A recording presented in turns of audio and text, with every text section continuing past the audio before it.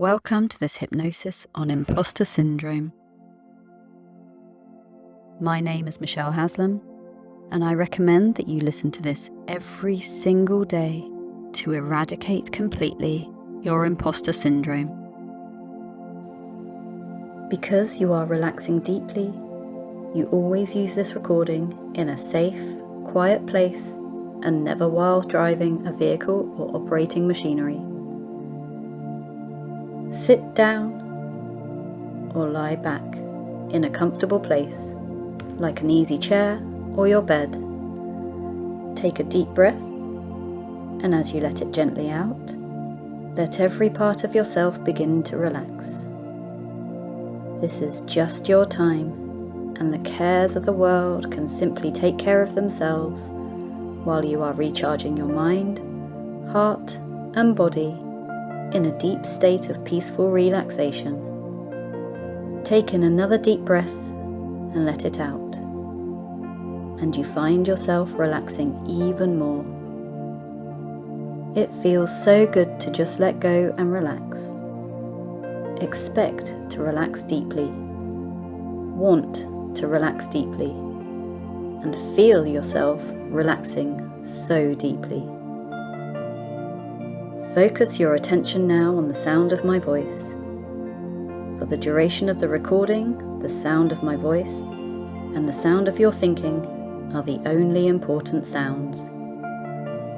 As you breathe gently, relaxing more with each breath, you let every other sound simply be an invitation to relax more deeply and enjoy the peace that listening to the recording brings you.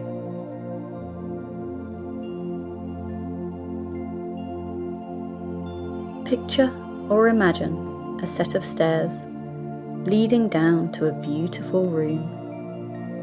That room is a special place, a place of powerful inner peace and learning deep within. In a moment, we are going to walk down those stairs and enter that beautiful room where you can work with your inner mind to attain your deepest desires. As I count from 10 down to 1, you imagine walking slowly down the stairs, and you are amazed to notice that your state of peaceful relaxation doubles with each count.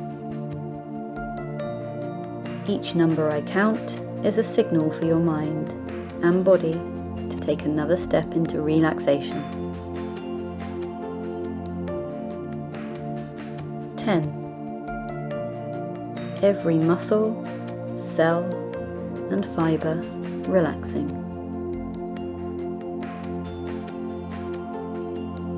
9. So peaceful, exhaling stress and tension. 8. Serene, calm, and tranquil. 7. Letting the cares of the world take care of themselves.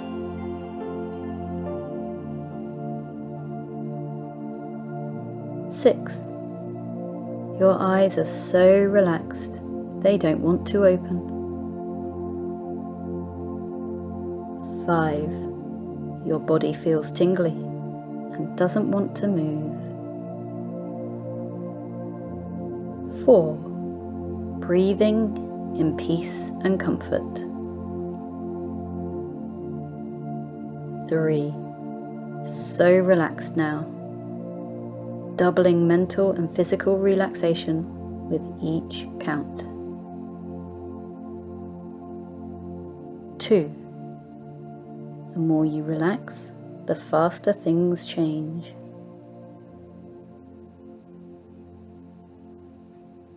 1. All the way down now, so peaceful. As you enter that beautiful room at the bottom of the stairs, you notice that it is quiet and softly lit with many glowing candles. Your favorite soft, relaxing music is playing. The room is richly furnished, and you know you are always safe to be yourself, fully, in this deep inner sanctuary. Although the candlelight is soft, you are aware of the rich colours of your room and notice the comfortable furniture. There is a large, overstuffed chair, your favourite, under a high, arched window. You don't look out yet, but you know somehow that there is an amazing natural wonderland just outside your room.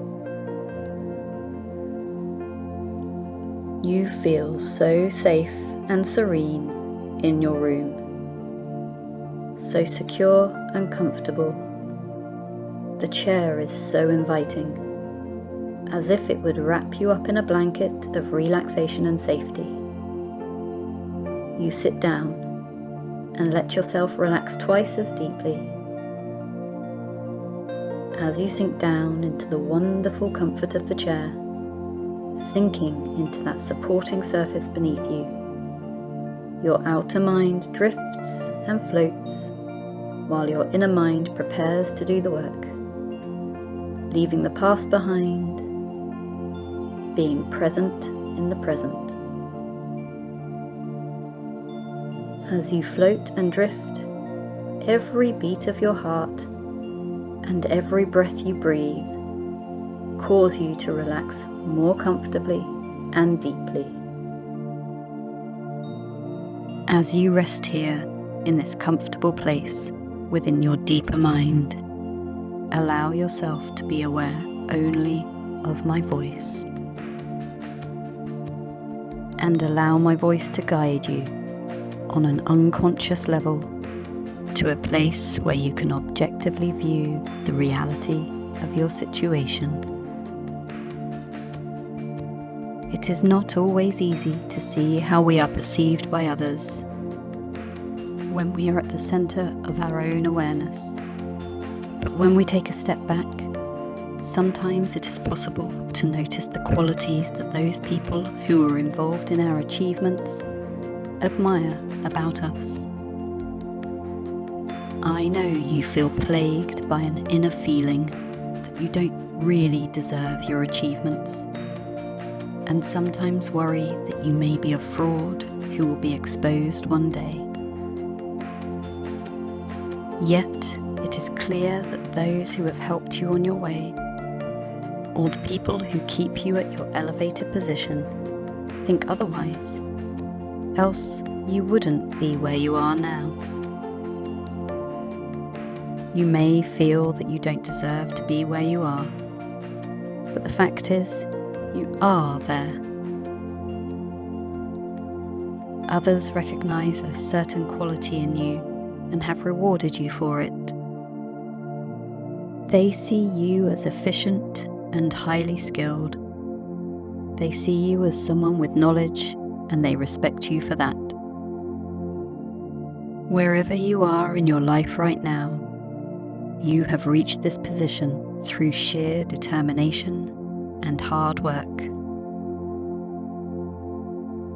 Maybe you don't agree that you worked hard to get where you are, but remember, you started from scratch, just as everyone learning new skills has to do. Some people learn quickly and easily, and others may struggle to understand basic concepts. In order to be where you are now, you most likely belong to the former category. Perhaps you feel that you have to prove your worth to others or yourself. You may even find yourself inwardly trying to justify your thoughts or actions in case they are challenged. Although rationally, you know that no one is likely to challenge you in this way. But feelings and emotions are not often rational. It seems that you cannot help yourself from experiencing that type of self-doubt. For example, you may be someone who needs to make important decisions at work or in life generally. If so, you are probably required to evaluate facts and figures, probabilities, and so much more. Just think about this for a moment. No one can accurately predict what will happen in the future. And the fact is that others are probably very reluctant to take on the responsibility of even attempting to do so.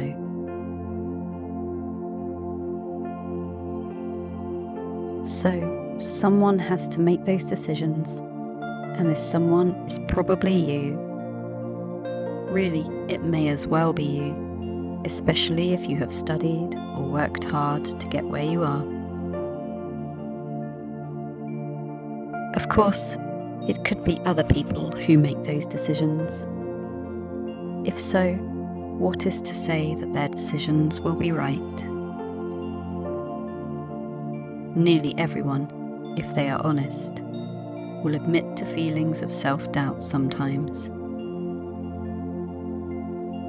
In fact, as you know, the feelings have become so common that this condition is widely known as imposter syndrome.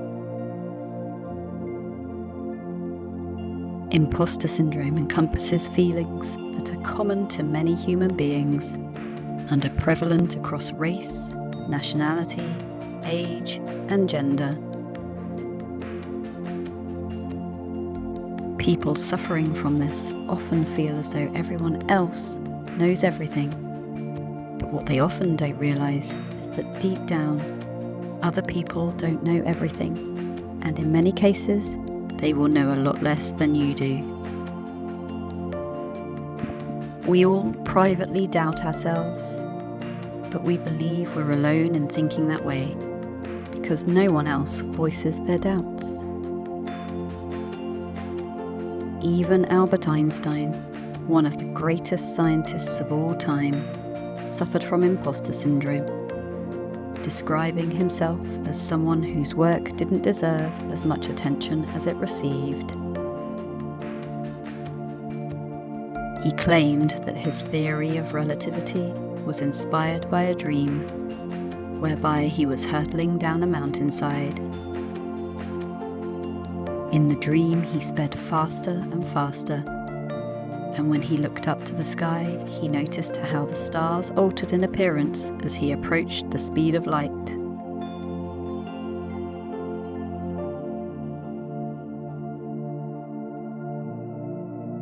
And I want you to come with me on a similar journey. A journey deep into the realms of your wonderful subconscious mind. Instead of hurtling down the mountainside, I want you to find yourself floating gently down and down to a beautiful place with blue skies and soft candy floss clouds.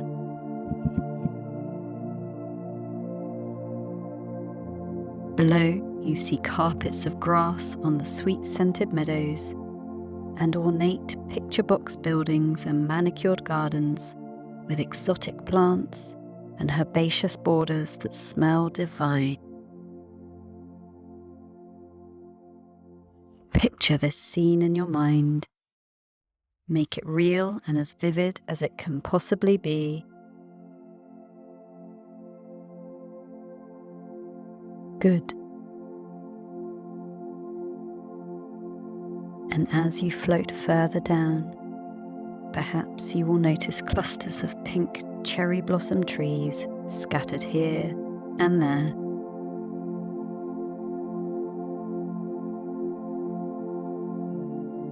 When you reach the bottom of the mountain, you feel as though you have landed on soft, feathery cushions, and you take a look around at your surroundings. To one side of you is a beautiful turquoise lake, bordered with tall bamboo plants that throw shade over the pastel-coloured water lilies that float elegantly on top of the still lake. Do you see these in your mind? Allow the images to begin to form clearly as I am quiet for a moment or two.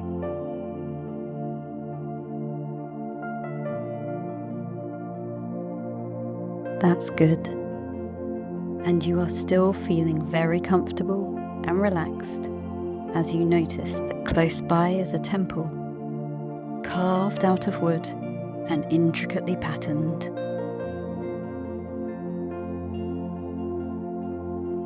From the steps of the temple, you are greeted by an old monk who is wearing a long purple robe. His hands are together as though in prayer, and he slowly and steadily walks over to where you are now resting. You begin to rise, but the monk bows his head, and with his hands still in prayer position, he beckons you to remain on the cushions.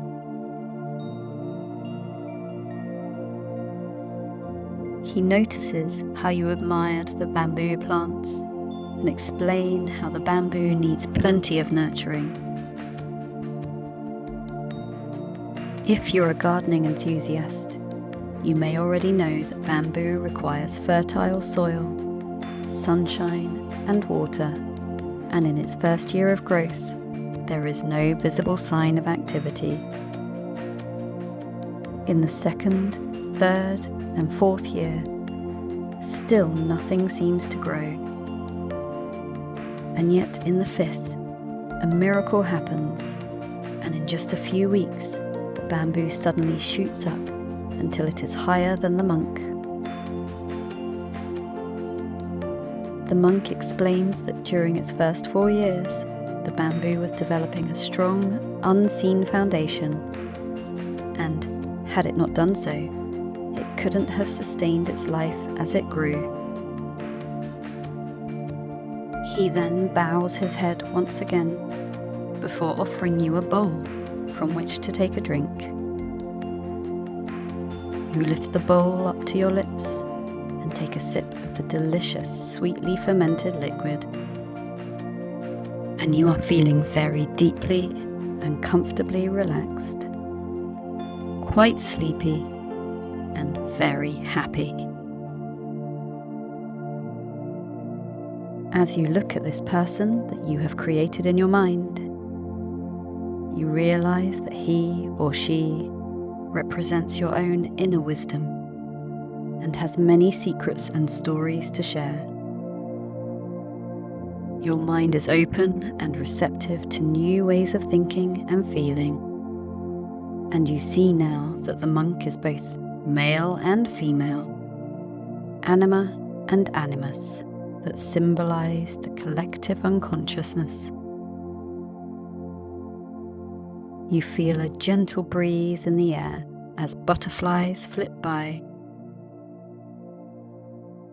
landing momentarily on nearby flowers before flying off and dancing and interweaving in the air.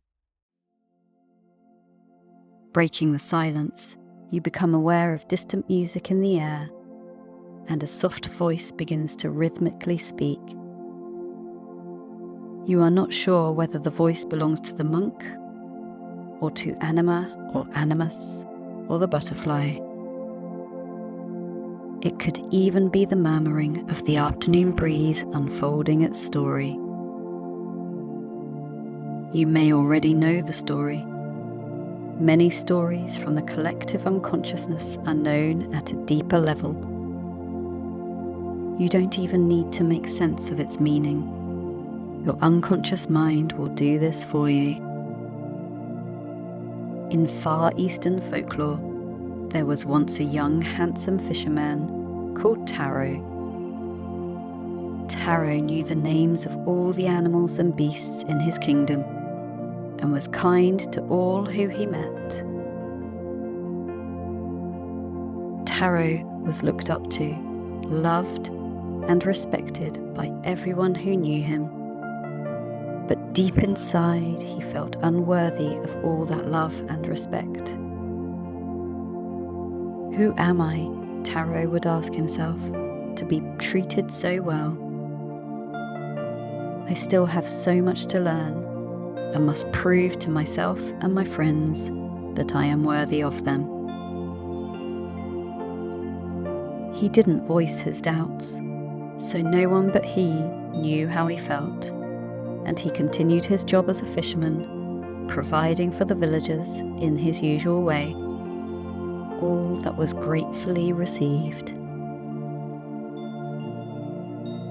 A small group of children in Taro's village had heard their parents and friends singing the praises of Taro, and one day they decided to follow him to the beach, where his boat lay hidden in the shade of the bamboo. The children watched as Taro went to prepare his boat for his expedition.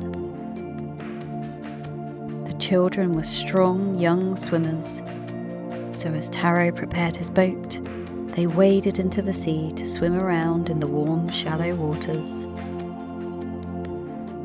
A turtle was swimming to the shore, waiting to greet Taro as it always did. The children saw the great turtle. As you know, children can often be very cruel, and they began teasing and frightening the turtle, prodding it with canes from uprooted bamboo. The turtle cried out, and Taro heard its cries and raced over to rescue his friend. The children quickly hurried back to their families, and the turtle was so grateful that it carried Taro to a mythical underwater dragon palace, where he was warmly welcomed and entertained by the beautiful princess of the court. For a while, Taro lived in luxury and opulence, and all his mental and physical needs were met. But deep inside, he felt that he didn't deserve all these wonderful treasures. He no longer needed to fish, but Taro helped run the palace, overseeing many important tasks such as arranging guardianship for the palace's secret treasure and overseeing meetings between the elders. Taro was truly appreciated by all who worked for him, but he couldn't get over the feeling that he didn't deserve his position at the palace. He felt that he was a fraud, and that the old king and the elders, who had lived in the palace all their lives, knew so much more than him, and would one day expose him for what he was. Years went by, and Taro's self-doubts played on his mind, until they eventually drove him to desire to return to his own family and people. The princess begged Taro to remain, but she couldn't bear to see him unhappy, so she gave Taro a jeweled box as a token of her everlasting love. To be entrusted with this box was a great honour, as Taro knew the elixir of life depended on the safekeeping of this beautiful container and its contents. The princess knew of Taro's self-doubt, and she placed her finger to his lips as they parted, whispering to him, "You are as you are. Do not open the box under any circumstances." The sea turtle was summoned to the palace to carry Taro and the jeweled box back to his home on the land. They travelled over the ocean and rose out of the warm waters soon after to breathe in the warm afternoon air. On the journey, sea dragons and sharks tried to steal the box, but Taro held it close to his heart until he spotted an island which he recognised as his homeland. When he arrived in his village, Taro was shocked to see that everything had changed. The turquoise lake with its bamboo and lilies had been replaced by monstrous buildings. The temple was gone, and in its place was an ugly shopping precinct, crowded with strangers. Instead of the beautiful pink cherry blossom trees, there were electricity pylons and tall looming chimneys, pouring out their venomous smoke and polluting the once beautiful island. He knew no one in his village. His parents had long since died, and the children who had swum on the shore, teasing his friend the turtle, were old and wizened. In his sadness, Taro held on to his jewelled box that the princess had bestowed on him. He longed to be close to her again, and forgetting her warning, he undid the clasp and lifted the lid. Suddenly, a cloud of white smoke emerged from the box and engulfed Taro. His vision was obscured for a while, and he was blinded. But when the smoke cleared, he saw that he had transformed into an old, white-haired man.